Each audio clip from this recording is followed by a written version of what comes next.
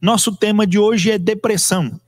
Depressão ocasionada, e nós sabemos hoje, depressão ela não pode ser e nem tem como a gente ter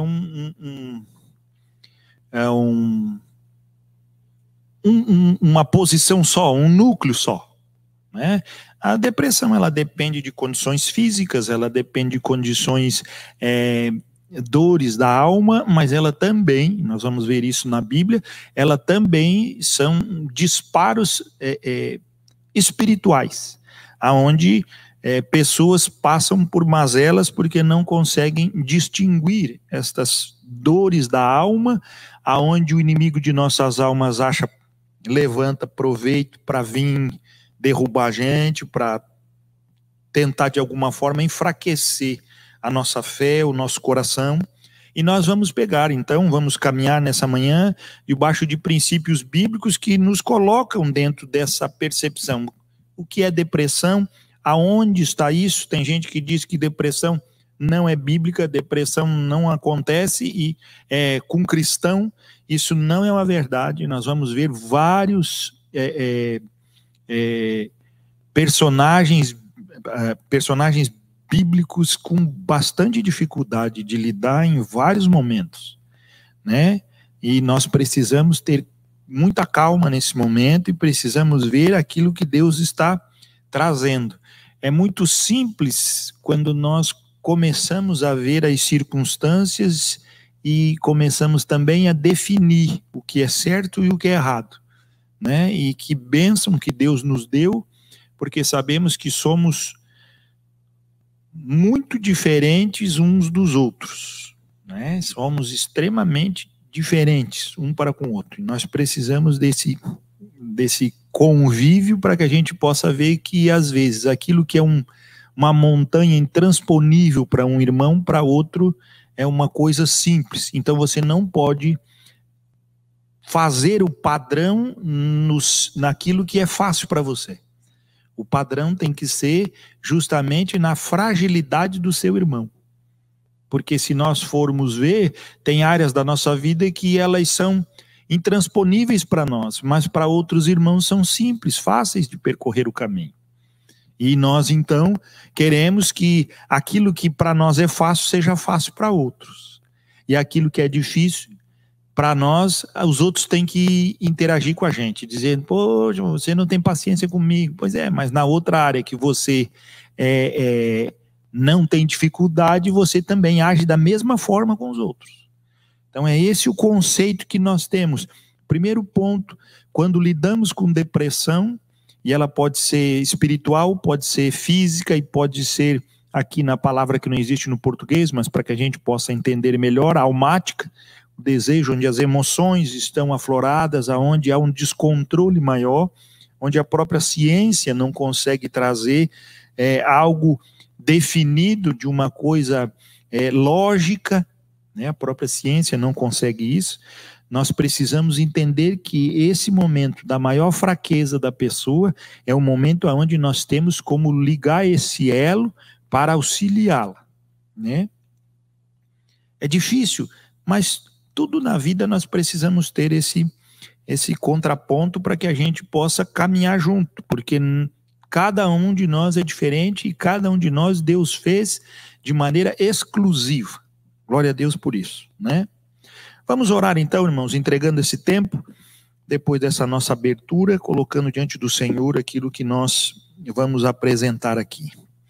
Bondoso Pai, nos abençoe, Deus, pois rogamos isso de todo o nosso coração. Que o Senhor nos dê realmente força, entendimento no poder do Espírito Santo, para podermos, ó Deus, não olharmos para a depressão como algo particular, mas que possamos olhar com os olhos da palavra de Deus e possamos ser daqueles que vão além, que trabalham além, sempre colocando, Deus, a fraqueza do irmão como o ápice do que nós mais podemos fazer, o que mais podemos ir, a distância mais longa que podemos percorrer. Que seja a fraqueza do nosso irmão, que seja a nossa fraqueza, e não aquilo que é bom, aquilo que é fácil e aquilo que é visível diante dos nossos olhos. Que o Senhor nos guarde e nos dê direção, pois clamamos isso em nome de Jesus. Amém. A Dani já começou aqui falando, irmãos, vocês não têm noção a dificuldade que eu tenho de estar diante das câmeras, né? Vencendo obstáculos. É isso mesmo. Já começamos, né, com um bom exemplo aqui na parte do louvor nessa manhã. Depressão. A depressão, ela tem essa conotação, né, irmãos, que a gente tem justamente de... na verdade, ela tem mais qualidades, né, que a gente pode dizer, ou mais defeitos que possam acontecer, do que realmente um resumo disso. Gary Collins é um dos educadores, psicólogos, e também escreve um monte de livros aí, ele é evangélico, e ele traz para nós assim um resumo. Ele diz que é um estado contínuo de mau humor. E quando ele coloca esse mau humor, não é uma pessoa mal-humorada em todo o tempo, uma pessoa de rosto franzino, é uma mistura de sentimentos que fazem o rosto da pessoa ela responder a isso. Isso dentro de uma depressão, que nem nós estamos dizendo, que ela é fruto já de um escalonamento, ela já passou por várias etapas, né? Quando consegue perceber, porque os primeiros sintomas da depressão não é percebido, a pessoa passa por dificuldades, ela vai agindo dentro da luta que ela tem, olha ao redor e vê que as pessoas são diferentes dela, e ela então se coloca na posição, que nem está lá num dos sintomas, ela começa a sentir culpa, ela começa a se colocar, poxa, não consigo, não posso,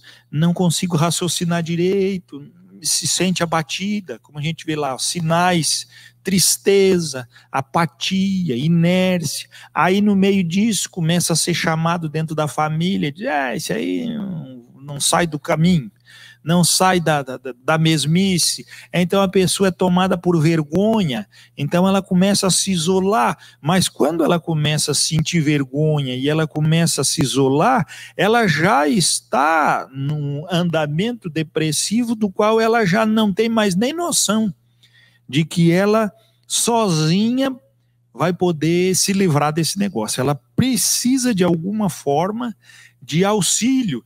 E aí, quando ela começa a escutar todas as vozes que vêm ao seu redor, e isso traz para o seu interior vergonha, então ela começa a ter sentimentos de culpa. E aí a autocomiseração.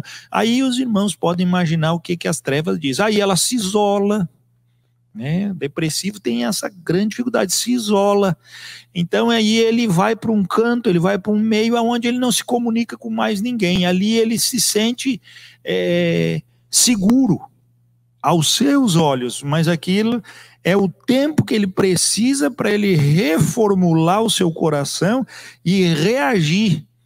Antigamente nós falávamos que as pessoas tinham um problema nos nervos, né? Elas tinham, aquela lá tem problema nos nervos, não pode falar uma coisa, ela já desmaia, que ela já entra num colapso emocional.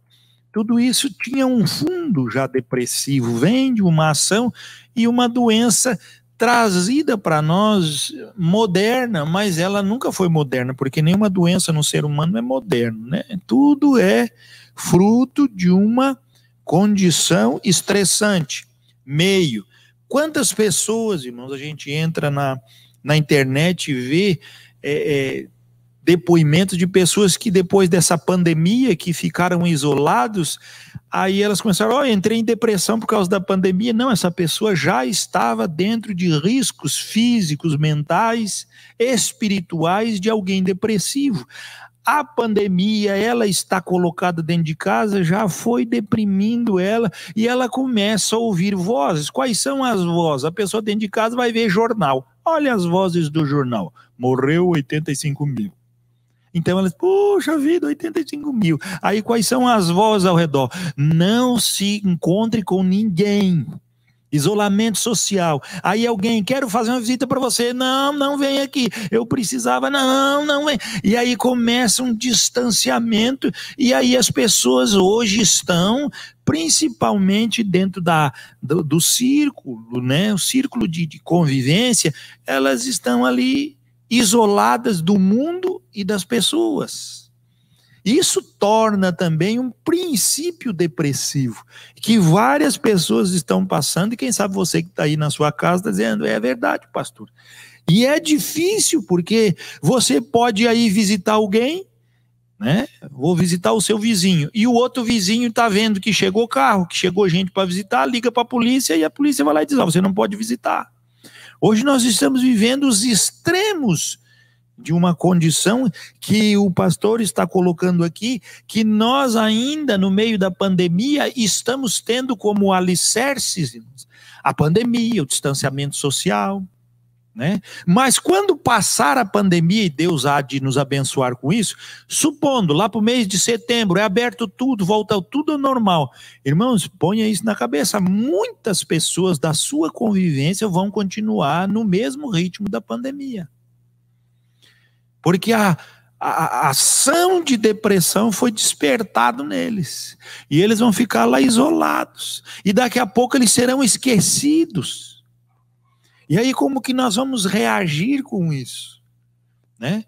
Primeiro tópico que nós vamos ter, que vamos trabalhar nessa manhã na igreja, é justamente essa condição que nós encontramos no Salmo 42, que ele é um salmo de lamentação e que a palavra de Deus traz para nós, claro, não é canônico, né, irmãos? Aí entra as discussões teológicas do Salmo 42, que está escrito na Bíblia hebraica, isso também, vem que é o mestre de canto, salmo didático dos filhos de Coré. Então, que nós vamos entender que foram os filhos de Coré que escreveram. Aí outros dizem que não foi os filhos de Coré que escreveram. Por quê? Porque ele está dando uma direção de um salmo, ou seja, ele está colocando aqui que era para os filhos de Coré cantarem.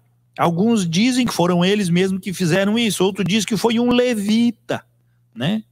Champlin fala assim, dizendo que foi um levita, um ancião, que foi proibido de ir para a festa judaica. Ele tinha o rito, ele tinha o coração, ele era apaixonado pelo Senhor, e todas as vezes que iam para as festas judaicas em procissão, ele ia puxando, ele era o ancião, ele era o que ia à frente, puxando a turma, e agora ele está adoentado, ele está isolado. Ele agora, a Bíblia não diz e também não fala o porquê, esse homem está passando por um momento, por uma doença da qual ele é impedido, impossibilitado de ir até Jerusalém. Então ele vê ao seu redor todas as coisas tornando-se naturalmente, os vizinhos preparando as coisas, colocando os mantimentos, preparando as músicas que o povo de Israel ia adorando até Jerusalém, e ele então começa a ficar num estado de abatimento, ele começa a ficar depressivo, porque ninguém arrumava naquela época uma viagem de hoje para amanhã. A gente vai ali, arruma a mala, põe dentro do carro, passa no posto, enche o tanque e vai embora. Naquela época não, naquela época tinha que arrumar o burro, né? Tinha que arrumar o burro, eu estou dizendo, é o burro mesmo, né? Tinha que arrumar a comida, tinha que preparar as crianças, tinha que levar a cabrita para ir dando leite na estrada. Eram viagens de 3, 4 dias, né? Então, às vezes um dia, mas tudo era mais dificultoso nesse momento, né? E então nós vamos perceber o que esse homem está passando por isso. Ele está lá na sua casa e ele sabe desse intento que ele tem de servir a Deus. Então nós estamos trabalhando aqui hoje, irmãos, depressão para quem tem no seu coração um intento, conhece Deus, percebe as coisas de Deus. E se você passa por algum problema desse, está ouvindo essa nossa EBD, que Deus abra o seu coração e você possa pedir essa direção de Deus. A direção que o primeiro versículo do 42 ele vai trazer para nós. Como suspira a corça pelas correntes das águas, assim por ti, ó Deus, suspira a minha alma. Aqui traz esse homem, esse desejo, mas a gente fica assim, ele fica suspirando, ele não tem Deus lá na terra dele, na casa dele? Tem. Ele não tem Deus lá junto com ele? Tem. Mas ele diz que é muito bom ele fazer parte das orações. É isso que o termo original aqui está trazendo para nós. Ele se sente confortável fazendo parte das orações, ele se sente confortável fazendo parte da adoração ao seu Deus, ele sabe quem é o seu Deus, mas ele começa a brotar uma esperança de dizer: eu gosto mesmo, eu quero ter esse contato místico com Deus. O que é esse contato místico? Eu quero sentir Deus no meio da multidão do povo. Eu gosto de sentir Deus, eu não preciso nem me alimentar quando eu estou em Jerusalém. Eu quero esse envolvimento com Deus, que ele é muito maior. Ele não está dizendo que ler Bíblia, orar, de ter comunhão com Deus é ruim, não, é importante, isso ele tem. Mas ele está falando que ele quer realmente um sossego para a sua alma. E aí presume-se, aqui também falam os teólogos, dizendo que aqui é quando a corça suspira por águas, ela procura e ela tem uma sensibilidade de saber aonde estão as correntes de águas. E depois de ela estar fugindo dos algozes que querem matá-la e dos cães que tentam colocá-la numa situação onde ela se entregue, ela deseja ardentemente, porque a corça, depois de correr muito, caminhar muito, as suas pernas começam a tremer, ela começa a perder o fôlego, ela começa a perder a direção. Eu estou falando fisicamente, mas as suas narinas conseguem absorver o cheiro da água fresca até 2 quilômetros. Alguns dizem que até mais. Ela consegue imaginar que naquela direção ela vai encontrar água e ela vai encontrar a abundância disso. E o versículo 2 diz: a minha alma tem sede de Deus, do Deus vivo. Quando irei e me verei perante a face de Deus? Olha, ele estava servindo a Deus, ele estava correndo no dia a dia da vida. Isso é um salmo, isso é uma condição poética. Ele está dizendo que essa corça está sendo oprimida, essa corça está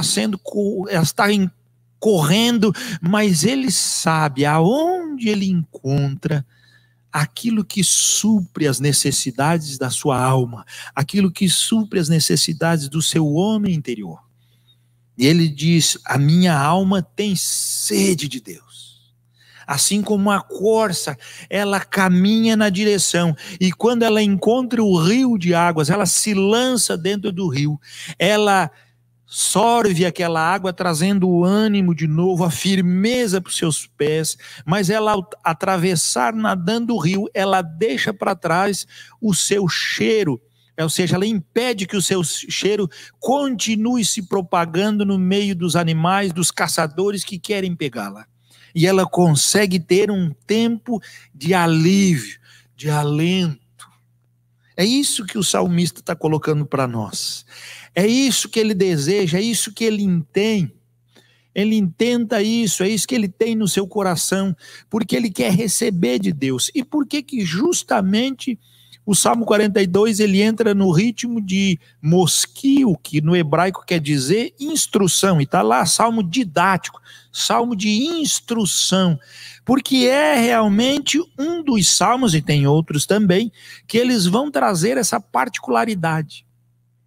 O homem no seu mais profundo coração, desejando ouvir Deus, perceber Deus, ter comunhão com Deus intensa, não, novamente frisando, não a leitura da Bíblia, a oração, um momento para com Deus, mas uma interação de Deus. Esse homem é um cara que quer ver um Deus presente, e ele sabe que se ele for em Jerusalém, ele vai ver maravilhas de Deus na sua vida. Esse cara, ele sabe que ele precisa estar na comunhão com aquele povo, ele precisa estar lá junto com o Senhor. Mas quando ele olha para dentro de si, quando ele repara para si, o que ele vê? Versículo 3. As minhas lágrimas têm sido o meu alimento dia e noite, enquanto me dizem continuamente: o teu Deus, onde está? Novamente nós vimos lá, as pessoas ao redor, céticas, começam a olhar para aquele homem que está impossibilitado de ir até Jerusalém, e eles, em vez de chegarem para ele e dizer: fica tranquilo, nós vamos ouvir as mensagens de lá, vamos contar para ti como é que está Jerusalém, vamos se alegrar aqui junto contigo. Não, muito pelo contrário. Eles chegam para ele e fazem um questionamento: onde é que está teu Deus? Tu não serve Deus? Abatem o coração daquele que a Bíblia diz que o seu alimento são lágrimas. O seu alimento é a crueldade de um coração que está se derramando, tentando trazer alguma resposta para si, sem conseguir compreender. E aí, ele para si traz uma resposta àquelas feridas, aquelas flechas atiradas para pegar a corça, assim também são flechas atiradas contra ele, e ele se desvia dela como? Versículo 4. Lembro-me destas coisas, e dentro de mim se derrama a alma. Ele começa a recordar do quê? De como ele ia, de como passava eu com a multidão de povo e os guiava em procissão à casa de Deus. Ele disse: gente, eu ia na frente, eu ia puxando a turma, eu ia tocando o tambor, eu ia fazendo a preparação. Olha só o término do versículo: entre gritos de alegria e louvor, multidão em festa. Esse cara dizia: eu estou lembrado que, cara, era fantástico a gente ir para servir o Senhor. A gente ia passando de aldeia em aldeia, ia se reunindo, ia cantando e adorando. Que coisa fantástica! Olha que alegria! Nós já íamos com a presença de Deus, sabendo que veríamos e interagiríamos mais profundamente com o nosso Deus. Mas quando ele olha para dentro de si, vem a resposta do versículo 5. Por que estás abatido, a minha alma? Por que te perturbas dentro de mim? Espera em Deus, pois ainda o louvarei, a Ele, meu auxílio e Deus meu. Ele, quando se depara, ele diz: a minha lembrança vê um Deus presente, vê um tempo de alegria, vê um tempo formidável, mas quando eu olho para a minha realidade, a minha alma está abatida. A minha lembrança faz com que eu veja a glória de Deus, faça com que eu veja a procissão caminhando, faça com que eu lembre os gritos de alegria, de louvor, e eu possa relembrar o rosto das pessoas, multidão em festa. Que coisa fantástica! Mas quando eu me deparo comigo e eu começo a olhar para mim, a minha pergunta é outra: por que está batida a minha alma? Por que a minha alma está sofrendo?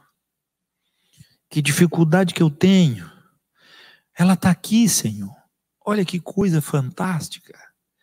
Às vezes nós queremos que as pessoas passem por cima do seu problema.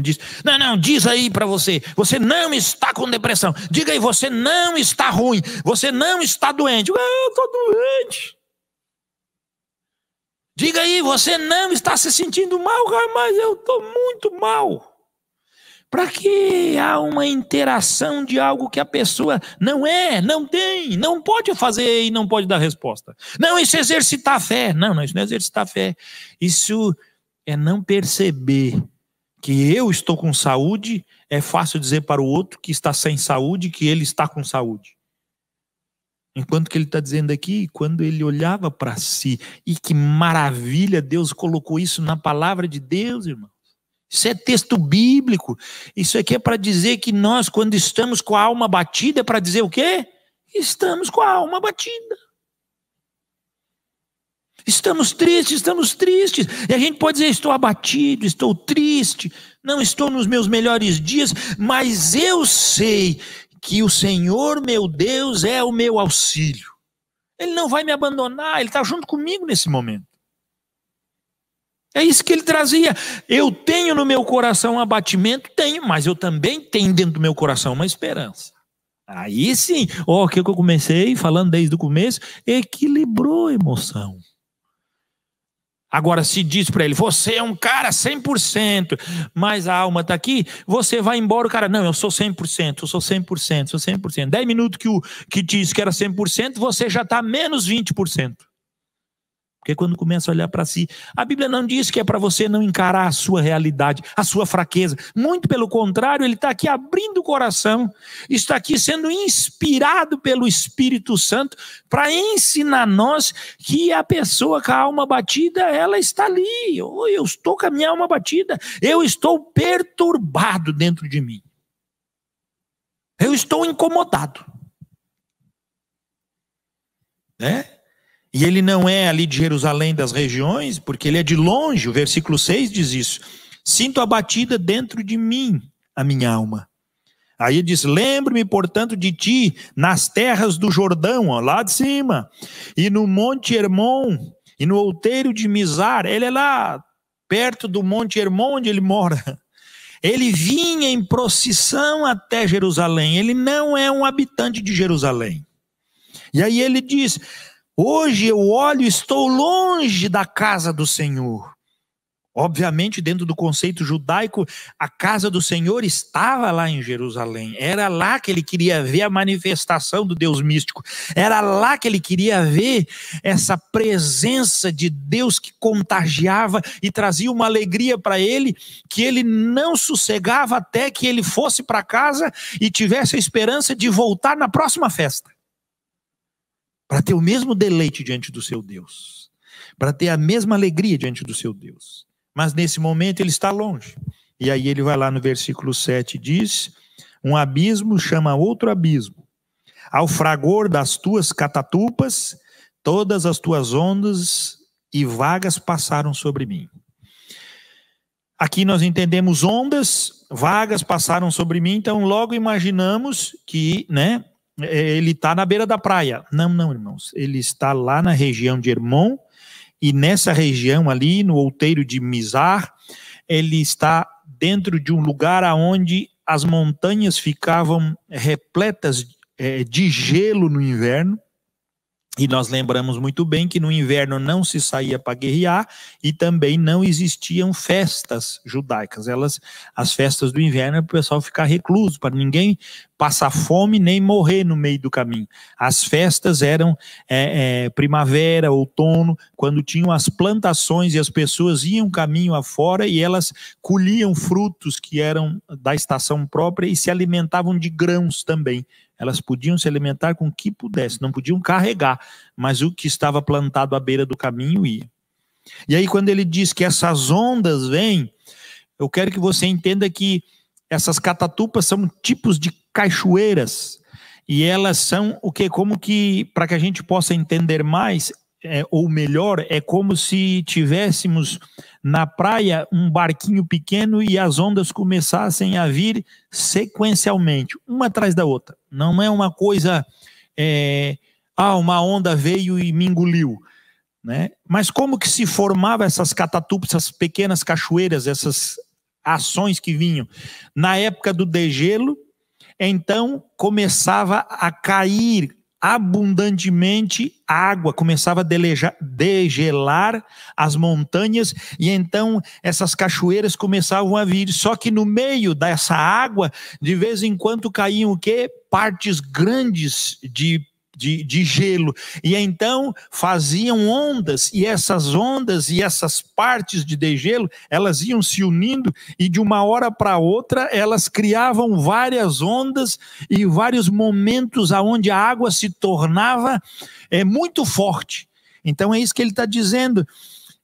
Eu estava feliz com o fragor, né? Eu estava feliz porque o rio estava passando e começou o rio passar, e assim a depressão, ela começa a passar. No começo ela não traz nada de difícil, você começa a andar, só que daqui a pouco despregou lá de cima uma onda e começou a encher outras vertentes do rio. Quando você vê, vem uma onda maior, vem um rolo de água, que a gente fala lá no Urubici, e ele passa sobre você e você começa a se mexer e diz, puxa, que coisa terrível passar por isso. Quando ele termina de vir para cima respirar, vem outra onda dessa e outro pedaço de gelo e outras circunstâncias maiores do que aquelas que ele estava passando.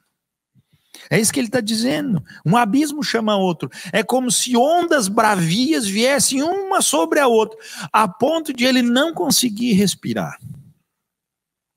Qual a resposta que ele dá? Versículo 8. Gosto muito desse homem. A gente fala, né, a pessoa ficar falando sozinha é meia doida da cabeça. Ele está conversando com ele mesmo, cara. Esse salmo é fantástico, né? Versículo 8 diz, contudo, o Senhor durante o dia me concede a sua misericórdia. E à noite comigo está o seu cântico, uma oração ao Deus da minha vida. Lembra que eu falei? Ele está lá orando, buscando Deus. Ele não deixou de estar em comunhão com Deus. Mas ele quer mais. A sede dele é para ver Deus mais. A sede dele é para entender mais. A sede de Deus é para ir mais longe. Ele quer Deus em sua presença, ele quer sentir Deus como homem. Ele diz, Senhor, eu sinto a depressão na minha alma, eu sei na esperança que o Senhor me ama, governa a minha vida, mas eu quero te sentir, Senhor, em mim. Coisa linda. Versículo 9, digo a Deus, minha rocha, por que te olvidaste de mim? Por que hei de andar eu lamentando sob a opressão dos meus inimigos? Por que eu tenho que escutar, Senhor, as pessoas me afrontar? Porque eu apresento isso para ti, tu não me escuta, mas eu tenho que escutar eles. Sabe aquele desabafo? Eu estou escutando esse chato ficar falando bobagem o tempo inteiro, mas eu pergunto, fala comigo, Senhor. Né? Por que o Senhor não fala comigo?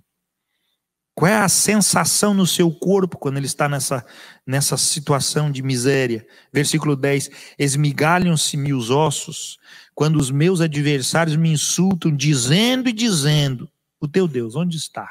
Aqui a palavra no original está dizendo, é como se tivessem flechas, aguilhões, enfincavam no seu coração e puxavam. Gente, isso é a coisa mais certa. Você às vezes está dentro de um ar depressivo. As pessoas olham para você e convivem na boa. Mas se você estiver com o coração realmente esmigalhado, como ossos, as pessoas vêm, em vez de lhe ajudar, ainda enfincam uma espada mais profunda e chacoalha, querendo o pessoal. Torce a espada lá e puxa. É assim que ele se sente. Ele diz, não tem nada ao meu redor que me dê alento, a não ser o meu Deus. E o versículo 11 ele diz, porque estás abatido, a minha alma? Porque te perturbas dentro de mim? Espera em Deus, pois ainda o louvarei. Eu tenho a certeza, ele diz, a ele, meu auxílio e Deus meu. As pessoas e as coisas ao redor não têm sido nada alentador para mim, mas eu sei de uma coisa, a saúde vem do Senhor. Nosso próximo banner vai mostrar isso com esse versículo 11. Porque te perturbas, porque está batida minha alma. Mas ele diz, espere em Deus, pois ainda louvarei a ele, meu auxílio e Deus meu. Eu sei que a minha saúde, aquilo que faz parte da minha alma, que faz parte do meu espírito, da minha alma e do meu corpo, ela pertence a Yahvé, a Deus. E ele é a saúde. Olha a interação desse texto. É Deus que é a saúde, é Deus que é a esperança, e porque Deus é a saúde e é a esperança, ele coloca Deus como rocha, e ele diz, ele é o meu Deus. Tudo o que eu não consigo entender dentro de mim mesmo, eu resumo numa coisa, Yahvé é a resposta para a minha saúde, Yahvé é a esperança para a minha alma, Yahvé é o Deus do meu espírito, é o Deus que me transforma, é o Deus que muda a minha história. Pode ser que você está passando por várias etapas deste capítulo que nós vimos, né? Você pode estar passando por várias etapas. Você vai ver que o 43 é o salmo de louvor, mas como nós estamos, a Bíblia hebraica traz o 42, 43 é um salmo só, mas nós não vamos entrar no 43, nós estamos no 42 que é o salmo de lamento, né? E no meio disso, vou passar para o Marcinho, para ele ver se tem alguma pergunta, para a gente possa ir por finalmente aí do nosso estudo. Diga aí, Marcinho. Bom dia, pastor. O pessoal está interagindo bastante aqui. Opa, muito legal. Coisa boa. Só para registrar, pastor, vários irmãos aí mandaram um oi. A Janice disse que está assistindo. Muito bem. Pedro Elias, Celso, Luciano Reis, o Vitinho, que bênção. Aline. Tem bastante, o Reinaldo, lá do Uruguai, que está assistindo também. Glória a Deus. A Ângela, pessoa. Ângela, irmão José, beijo neles lá. Beijo. E a Neide de Curitiba, então tem um monte de gente aí assistindo e perguntando. A Traude aqui, acabei de ver também. A Traude também está ali. O Simar, a Vera, a Simone Simas, a Eliette Lima, a Patrícia, e aí vai. Gostei aqui, ó, Jane Magali Duarte Paes Leme. Essa botou o nome completo. Muito bem, é isso aí, gente. Para não ter erro. Né? Pastor, a Liz Nicolette, ela pergunta o seguinte, é uma pergunta acho que até bastante abrangente. Joia. Dá para vencer a depressão parando com a medicação? Isso aí, meus irmãos, no meio evangélico ele acaba sendo... Muitas denominações, muitos pastores, eles frisam que a depressão é só espiritual, né? Não concordo dessa forma. Pelo que explanei nessa manhã, nós estamos vendo e a gente vai ver biblicamente o livro de Jó. Ele amaldiçoou o dia do seu nascimento. A gente pensa assim que ele perdeu tudo, ficou irritadinho com Deus e foi lá e amaldiçoou o dia do seu nascimento, né? Não é isso, irmão. Existe um tempo ali, aproximadamente de 3 anos, aquele Jó lutou com todas as forças que ele podia, até que chegou uma hora que ele foi consumido por uma depressão. Mas a Bíblia diz que era um homem reto, íntegro, temente a Deus e que se desviava do mal. Então, a Bíblia diz que até o diabo olhava para ele e dizia, mas não tem como tocar no cara. A depressão, então, é só coisa... Não, tem depressão espiritual, irmãos. Tem espírito maligno que vai arrumar condições para causar uma marra. Tem. Mas como que você vai dar uma resposta, vai interagir contigo mesmo, se você não consegue ter mais uma centralidade? Então, pastor, eu sempre digo... Tome o remédio para que você possa ter a centralidade e você possa então procurar ajuda, você possa estar diante de Deus em oração, você pode estar buscando mais, você pode estar tendo, né, um desenvolvimento melhor e com uma qualidade mental melhor, respondendo à depressão. Parar de tomar medicamento, apenas dizer, não, eu tenho fé, eu sei. Não, meu irmão, se Deus aparecer para você, ou se Deus falar para você, não tome medicamento que eu te curei, então é uma coisa, é para você. Agora, se Deus cura você da depressão, falando para você que você está curado e você fica curado, glória a Deus. Agora, você não pode sair dizendo para o outro, Deus me curou, ele vai curar você, mas você tem que parar de tomar remédio. Não, Deus não faz dessa forma. E a gente não pode tomar, por exemplo, a nossa altura, o que nós conseguimos de ápice, né? Eu, como pastor, tive a bênção já, graças a Deus, de orar por pessoas e elas ficarem curadas. Mas eu também fui orar por pessoas e as pessoas não ficaram curadas. Então não é o pastor, pastor, aquele dia o senhor estava na unção, no outro dia o senhor estava na oncinha. Não, não é assim. Não funciona desse jeito. O reino de Deus, ele é de acordo com o Senhor. Então, meu conselho, se você já foi medicado e já está tomando remédio, continue. Mas lembre-se do salmista. Traga esperança ao seu coração, renove, saiba onde está a sua fé no Senhor. E aí você vai ver que o medicamento vai surtir o efeito, a sua fé vai se fortalecer e você vai deixar dele. Tá bom? Essa é a dica nossa. Uma ótima pergunta. Tem outra aí, Marcinho? Tem mais duas. O Henrique Souza, ele pergunta o seguinte, Jesus tinha depressão? E já vou continuar também aqui, a Mayra Luiz, ela... Maíra? É a Maíra do G. Maíra, né? Pergunta como distinguir se a depressão é somente espiritual? Aí é mais fácil, Maíra. Eu vou começar a responder pela da Maíra, que é mais fácil. A depressão, quando ela é só espiritual, é simples. A pessoa, ela se isola do mundo, né? Quando a depressão é espiritual, e então ela é como se ela tivesse, ela está debaixo de um jugo, ela se encurva, ela não consegue distinguir mais as coisas de uma forma natural. Então nós chamamos isso de uma possessão demoníaca. Ela então está sob influência de espíritos malignos. E isso traz para a pessoa essa condição aonde ela agora se torna escrava. Ela não tem opção. Ah, ela não tem opção.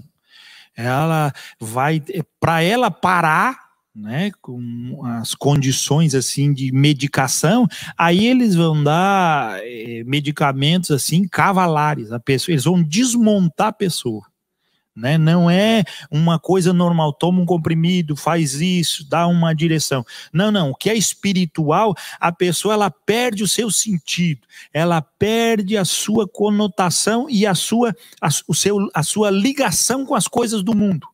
Né? Ela se torna verdadeiramente escrava. Né? Ela é uma pessoa escravizada por espíritos malignos. Tá?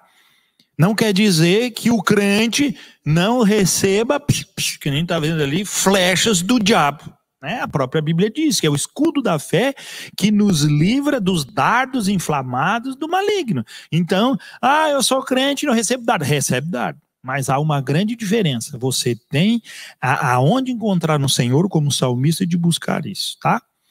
Essa é a resposta primeira. E a segunda, Jesus, ele passou por depressão? Eu ia dizer que Jesus não tinha quase nada de depressivo. Mas ele sentiu depressão.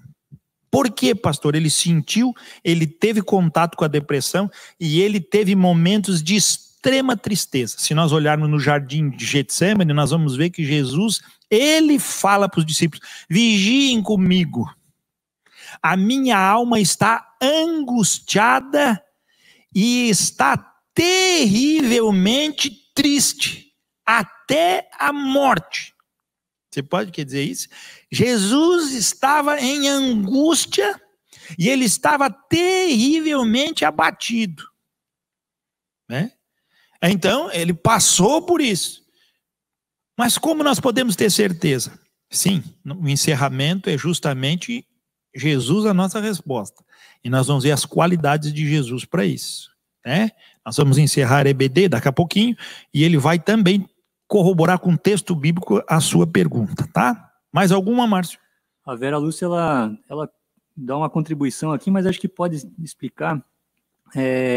A depressão ela pode ser causada por circunstâncias externas. Sem dúvida. Perda de um ente querido. Sem dúvida, divórcio. Sem dúvida. Divórcio, perda de um ente querido, são períodos, né, que a depressão se apresenta como luto. Ela tem um período, até 3 meses a pessoa estar dentro de um luto, ela é considerada normal. Até 6 meses ela já precisa de um auxílio. Passando disso, ela já desenvolveu uma depressão que começou com luto, começou com uma situação, mas ela já não consegue sozinha sair dali. Ela não consegue mais dar resposta. Ela precisa de auxílio, ela precisa de oração, ela precisa novamente trazer para o coração esperança. Então, pode ser formas externas. Principalmente, mas a gente diz assim, é muito comum, irmãos, para quem é pastor, conviver com pessoas, é o sentimento de traição. Né? Pastor, o marido traiu mulher, mulher traiu o marido. Não, também. Mas a traição de negócio. Rapaz, a traição de amizade, às vezes a pessoa fica meia enrolada, mas ela resolve. Agora, traição de negócio é uma coisa impressionante. Mexeu com dinheiro, a depressão ela vai no nervo da pessoa. Né? Mexeu com condição financeira, desestrutura casamento. E a gente diz assim, mas o que tem isso? Rapaz, isso aí, para causar uma depressão, eu vou dizer, hoje no sistema que nós temos, eu vou ser bem sério, não, 40% dos depressivos é porque falta dinheiro. Se botar dinheiro na mão, a depressão vai embora. né? Então, precisamos pensar isso. É muito sério. O pessoal aqui, né, que está aqui, os auxiliares aqui estão rindo, mas é a pura da verdade. Tem gente que se tiver dinheiro, mas não tem depressão. Se puder gastar mesmo, aí a depressão vai embora. Então nós estamos vendo que o ter dinheiro é uma causa, mas aonde está a raiz da depressão não é gastar, não é ter. A Bíblia diz que o crente equilibrado é o crente que se contenta com o que tem. Então essa pessoa está desequilibrada, essa pessoa ela precisa de auxílio, ela precisa de oração, e aí ela vai dizer, não, mas eu consigo sair da depressão sozinho. Eu nunca vi ninguém sair da depressão sozinho, mas se você acha no seu coração que você pode sair, quem sabe você é o primeiro. Eu não entendo isso, e não vejo no conceito bíblico. Esse homem estava desesperadamente, eu acredito, esse levita aqui, que ia na frente da turma, ele está desesperadamente feliz, alegre, para ir falar com Deus, se apresentar para Deus. Quando ele não pôde receber isso, sofreu uma grande debilidade. Mais algum, Marcinho? Não, perguntas não, pastor, mas é legal o testemunho da nossa amadíssima Soninha, que ela escreveu aqui assim: Amém. Estou sendo abençoadíssima com essa palavra. Já tive depressão e fui atingida em todas as áreas. Fui socorrida pelo Senhor e pelos medicamentos também. É isso aí. O Senhor está ali. O Senhor é minha rocha. O Senhor é meu auxílio. Glória a Deus por isso. Glória a Deus por isso. Peraí, deixa o pastor pegar aqui. Nosso textinho último. Hebreus, capítulo 2, versículo 18. Se você tiver mais alguma coisa. É assim, meus irmãos. Deus é o que nos supre em tudo. E nós podemos, sim, entender essas coisas com a clareza daquilo que Deus dá. E a gente diz, não, mas os remédios são os homens que inventaram. Mas eu quero dizer para você, quem inventou o homem foi Deus. Então é melhor a gente saber que Deus também pode usar os homens para nos auxiliar. Não sejamos uma espiritualidade que não coloca a gente dentro das condições do mundo. Tem gente que tem dificuldade, irmãos, tem falta de vitaminas, o corpo não absorve, vai fazer o quê? Agora não pode ir lá na farmácia comprar um medicamento que vai dar a necessidade daquilo que ele precisa, como vitaminas, sais minerais e outras coisas mais. Não vou porque Deus vai providenciar. Não vai mandar do céu para você aqui um comprimido, cara. Vai ali na farmácia e compra. Então tem coisas que a gente espiritualiza demais e tem coisas que a gente brinca demais, Hebreus 2,18 diz para nós, pois naquilo que ele mesmo sofreu, Jesus sofreu todos os sintomas de uma depressão. Por quê? Porque ele sofreu na cruz, ele sofreu antes, ele sofreu a acusação dos homens, ele recebeu algum dardo na sua carne que enfincava e o pessoal, olha lá versículo 18, pois naquilo que ele mesmo sofreu, tendo sido tentado, é poderoso para socorrer os que são tentados. A gente é tentado um monte de coisa, é tentado até não tomar remédio, é tentado até não procurar resposta, é tentado até não querer buscar auxílio, a gente é tentado um monte de coisa.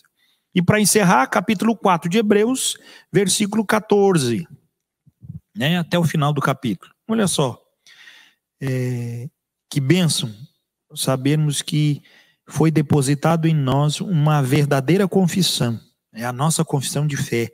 Então, através dela, nós temos diante de Deus alguém que pode nos socorrer. Hebreus 4:14.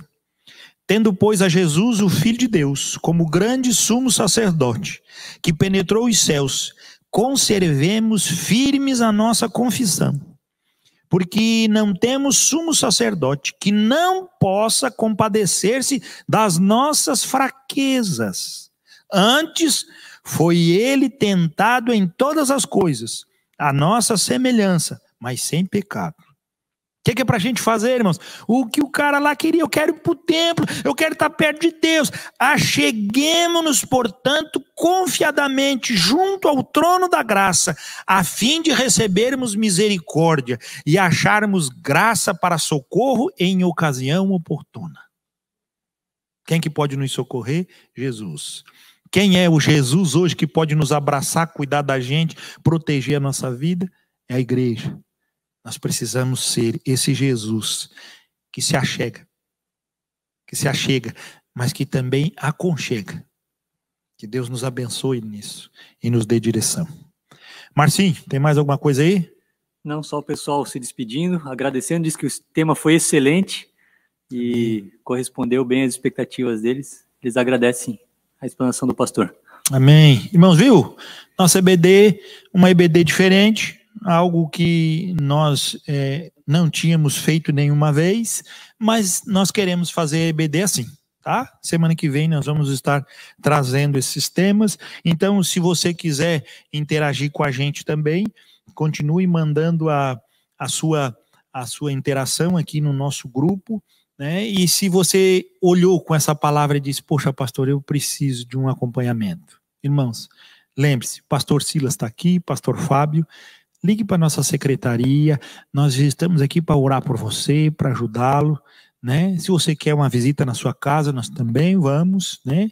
Nós queremos estar próximos de vocês, sempre lembrando, né, o nosso cuidado que temos de não querer invadir nenhuma casa num tempo onde a pandemia pode trazer dificuldades para você.